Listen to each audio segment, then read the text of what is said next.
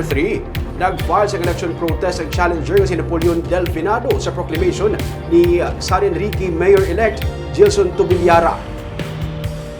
Sa post sa Youth for Leo Carloga page, makita ng litrato sa mga ballot boxes karga sa truck nga nakasaad nga ang selected nga mga ballot boxes ang in-transfer sa Baguio Regional Trial Court. Sunod sa kay Acting Provincial Election Supervisor Roberto Salazar, siya ang ginpahibalo sa elections officer sa San Enrique nga nagmando na ang korte sa pag-deliver sa mga ballot boxes kag mga election paraphernalia nga gingamit sang eleksyon. Sa resulta sang Mayo nga pinili ay napulo ka boto ang nangin abanse ni Mayor Tobillara sa kay Delfinado. Buwas pa nga adlaw na talana nga magpa-interview ang kampo ni Delfinado. Samtang ginabi-abi naman ni Mayor Tobillara ang lihok labi na nga kinamatarong man ini ni Delfinado. Nabato ni Tobillara ang kopya sa election protest sa nagligad nga semana. Sunod sa kay Tobillara, masobra sa 99% ang accuracy sang vote counting machines kag kumpiyansa siya nga kung may recount man wala sang pagbago sa resulta. Bisan pa nga magamay lang ang iyang nangin abanse bato kay Delfinado.